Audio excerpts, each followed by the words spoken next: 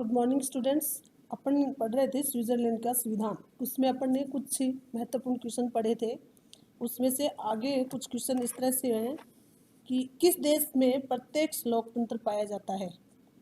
Switzerland में आपने पढ़ा किस देश में प्रत्यक्ष लोकतंत्र पाया जाता है, तो किस देश में है? स्विट्जरलैंड में। स्विट्जरलैंड में प्रत्यक्ष लोकतंत्र पाया जाता है। अगला है जनमत संग्रह के दो गुण बताइए।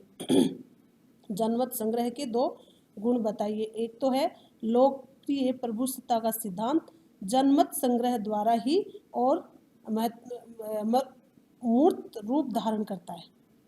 दूसरा है जनमत संग्रह द्वारा राजनीतिक दलों का महत्व कम हो जाता है और संकीर्ण दलीय मनोवृत्ति कम हो जाती है। अगला क्वेश्चन है आरंभक से क्या तात्पर्य है। आरंभक से अभिप्राय है जनता को विधि निर्माण के लिए प्रस्ताव प्रस्तुत करने का अधिकार। स्विट्जरलैंड में प्रत्यक्ष लोकतंत्र की सफलता के दो कारण कौन कौन से हैं? पहला कारण है छोटा और कम जनसंख्या वाला देश है और दूसरा है नागरिकों का उच्च चरित्र। अगला क्वेश्चन है स्विट्जरलैंड प्रत्यक्ष लोकतंत्र के विरोध में दो तर्क कौन से हैं? एक तो है क्या है कि लोकतंत्र से व्यवस्थापिका की स्थिति क्या गौण हो जाती है और शासन में विलंब होता है तथा यह अत्यंत खर्चीली पद्धति है। अगला है क्वेश्चन स्विट्जरलैंड के किन कैंटनों में प्रत्यक्ष लोकतंत्रीय व्यवस्था है। स्विट्जरलैंड के कैंटन है गेलरेस तथा 4 अर्ध कैंटनों और वोल्डेन इन अपेंजल और आउटडोर अपेंजल में प्रत्यक्ष लोकतंत्र प्रचलित हैं। स्विट्जरलैंड में अनिवार्य जनमत संग्रह कब कब अपेक्षित हैं? संघीय संविधान के संशोधन तथा सामूहिक सुरक्षा के लिए किसी संगठन में प्रवेश हेतु जनमत संग्रह अनिवार्य बताया गया है। तो ये अपना कुछ महत्वपूर्ण क्वेश्चन बचे हुए थे। ये अब आगे अपन पढ़ेंगे राजनीतिक दल, यानी स्विट्जरलैंड में राजनीतिक दल कौन कोडिगन्स का तात्पर्य है कहना है कि स्विट्जरलैंड दलों की विचारधारा तथा उनके सामाजिक संगठनों में किसी प्रकार का उग्र अंतर नहीं है। ठीक है। राजनीतिक दल वे पहिए हैं जिन पर लोकतंत्र रूपी रथ चलता है। ऐसा कोई लोकतंत्रात्मक देश नहीं है जहां लोकतंत्र का संचालन बिना राजनीतिक दलों के होता है। यानी कहने का तात्पर्य यही है कि राजनीतिक दल क्या बताया गया है, दल वे पहिए हैं कि इसके बगैर लोकतांत्रिक रूपी रथ नहीं चलता है। और ऐसा लोकतंत्रात्मक कोई भी ऐसा कोई देश नहीं है जो जनता के बगैर किसी भी नेता को चुना जाए। तो राजनीतिक दल जरूरी हैं। दलों के बगैर किसी भी भाई जब तक कोई भी चीज़ का कोई दल नहीं होगा, उसमें कोई कंपटीशन नहीं होगा, उसमें दो नहीं होंगे आपस में, हार जीत वाला करने वाला नहीं होगा, तो फिर वहाँ कोई मतलब सरकार कैसे बनेगी। तो इसलिए ये कहना है कि दल का मतलब है कि वे हैं कि लोकतंत्र रूपी रथ इस पे चलता है, लोक रूपी रथ चलता है। ऐसा कोई लोकतंत्रात्मक देश भी नहीं है जहाँ लोकतंत्र का संचालन बिना राजनीतिक दलों के होता है। लॉर्ड ब्राइस के अनुसार दल अनिवार्य है।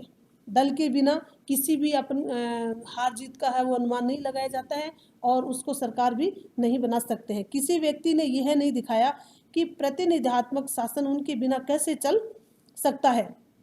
राजनीतिक दल मतदाताओं की अव्यवस्था में शांति और व्यवस्था उत्पन्न करते हैं। यानी जब दल बनते हैं तो दल के अनुसार ही कार्य करते हैं। कोई उग्र दल और उदारवादी दल, यही दल यहाँ भी स्विट्जरलैंड में भी देखने को मिल रहा है। ये सच है कि राजनीतिक दल लोकतंत्र की धुरी है, लेकिन ये आश्चर्य की बात है कि स्विट्जरलैंड शासन प्रणाली में उनका कोई महत्व नहीं है, नगण्य बताया गया है।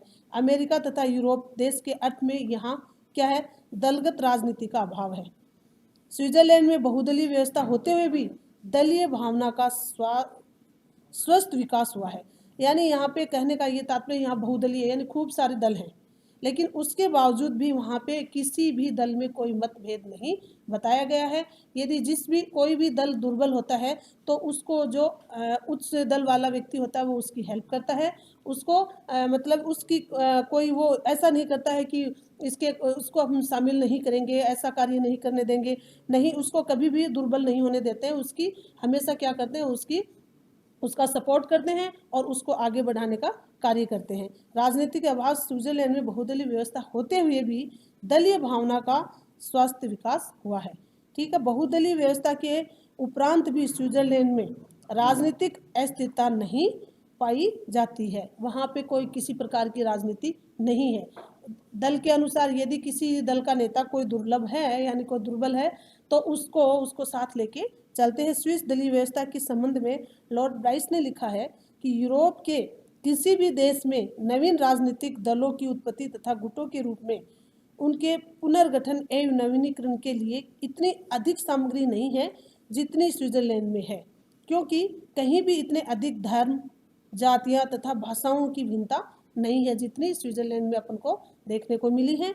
इतनी भाषाएं हैं, इतना मतलब धर्म है, वो और किसी भी देश में नहीं मिला है, सिर्फ स्विट्जरलैंड में हमें देखने को मिला है। और न ही इतनी आर्थिक तथा व्यवसायिक हितों की विभिन्नताएं ही हैं जिनमें से ये रूप पनपते हैं। फिर भी दलों के हिलने डुलने का असर जितना कम राज्य के जहाज पर स्विट्जरलैंड में होता है उतना अत्यंत नहीं है। यानी स्विट्जरलैंड का जो संविधान है वो बताया गया है कि धर्म, जाति और भाषाएं अनेक होने के बावजूद भी वहाँ का जो संविधान है वो बहुत ही लोकप्रिय संविधान माना गया है। स्विट्जरलैंड विकास की प्रणाली सन 1848 ईस्वी के संविधान के निर्माण के समय दलीय व्यवस्था, दलीय जो स्थिति थी वो स्पष्ट रूप से होने लगी थी तथा उस समय 3 राजनीतिक दल थे। एक तो दार दल, क्रांतिकारी दल और तीसरा था कैथोलिक दल। वैसे सन 1848 से पूर्व 2 शक्तिशाली दल थे, वो कौन सा था? उदारवादी और उग्रवादी। सन 1832 में उदार दल का ही एक भाग उससे अलग हो गया और उसने क्रांतिकारी दल के नाम से अपना गठन किया। यानी दल के बिना तो किसी भी राजनीति का होना संभव नहीं है। हर देश में दल प्रवृत्ति अपनाई जाती है और उसी के आधार पे लोकतंत्र से प्रतिनिधित्व चुन के सरकार बनती है। उदार एवं क्रांतिकारी दलों का विरोध करने के लिए कैथोलिक दल का गठन किया गया। सन 1848 के संविधान का निर्माण उदार और क्रांतिकारी दलों ने मिलजुल कर किया, किंतु बाद में दोनों दलों में मतभेद तीव्रता से क्या हो गया? फैल गया। स्विस जनता का समर्थन क्रांतिकारी दल को मिला और जन समर्थन के आधार पर उसने 1874 में संविधान में पुनः संशोधन करने का सफल प्रयास किया। सन 1880 के बाद राजनीतिक मंच पर समाजवादी लोकतंत्रीय दल का उदय हुआ और सन 1919 में कृषक दल का गठन हुआ। इसके बाद साम्यवादी दल भी बना। यानी कहने का तात्पर्य यही है कि स्विट्जरलैंड में भी बहुत सारे दल बताए गए हैं, अनेक दल बताए गए हैं और उसमें जो महत्वपूर्ण जो दल बताए गए हैं वो 2 ही है, उदारवादी दल और उग्रवादी दल।